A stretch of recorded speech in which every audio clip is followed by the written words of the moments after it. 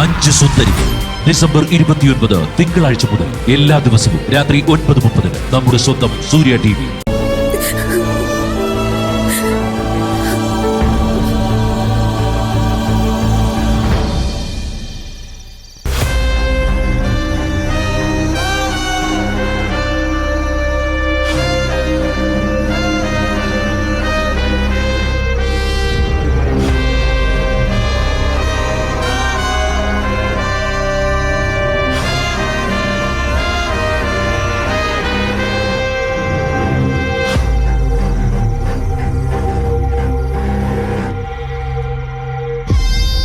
എത്ര നാളാ ഗൗതം പാവം അമ്മ ഇങ്ങനെ പറ്റിക്കുന്നത്?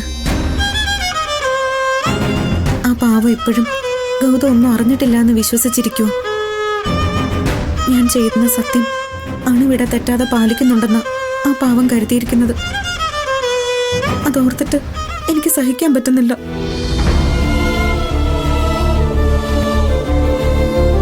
ഞാൻ ഈ വീട്ടിൽ മരുമകളായി വന്നു കയറിയത് പേടിച്ചിട്ടാ. ഒരിക്കലും ഒന്ന് താരതമ്യപ്പെടുത്തി പറയാൻ പോലും ആവാത്ത വിധം രണ്ടകലങ്ങളിലായിരുന്നു എന്റെ കുടുംബവും ഈ വീടും.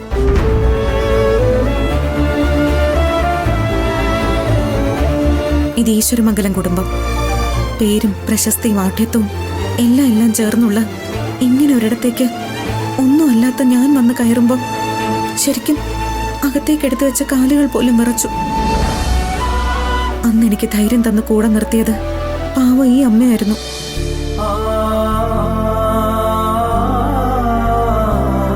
എപ്പോഴും പാർവതി അമ്മ എന്നെ ചേർത്ത് പിടിച്ചിട്ടേ ഉള്ളൂ. വസുന്ധരാന്റെ എന്നെ കുത്തി നോവിച്ചപ്പോഴൊക്കെ എനിക്ക് താങ്ങായി വന്നത് പാറു അമ്മയാ. അർഹിക്കാത്ത അധികാരങ്ങൾ പോലും എനിക്ക് ഈ വീട്ടിൽ തന്നു. അങ്ങനെ ഒരു അമ്മയാ ഞാൻ നിരന്തരം കള്ളങ്ങൾ പറഞ്ഞ് ദ്രോഹിച്ചുകൊണ്ടിരിക്കുന്നത്. നീ ദ്രോഹം ചെയ്യുന്നു എന്നത് നിന്റെ മാത്രം ചിന്തയാ. കാരണം അമ്മയ്ക്ക് നീ ചെയ്തു കൊടുത്ത സത്യം ഇപ്പോഴും നീ തെറ്റിച്ചിട്ടില്ല. സത്യമല്ലേ ഞാൻ പറഞ്ഞത്? നീയായിട്ട് ഒന്നും എന്നോട് പറഞ്ഞിട്ടില്ല. അബദ്ധത്തിൽ നിങ്ങൾ സംസാരിക്കുന്നത് ഞാൻ കേട്ടതല്ലേ? അപ്പൊ പിന്നെ നീ എങ്ങനെ തെറ്റുകാരിയാവും? എന്തൊക്കെ ന്യായീകരണങ്ങൾ നിരത്തിയാലും ഞാനും നിർമ്മലാന്റെയും സംസാരിക്കുന്നതാണല്ലോ ഗൗതം കേട്ടത്. സൂക്ഷിക്കേണ്ട ഉത്തരവാദിത്വം എനിക്കല്ലായിരുന്നു.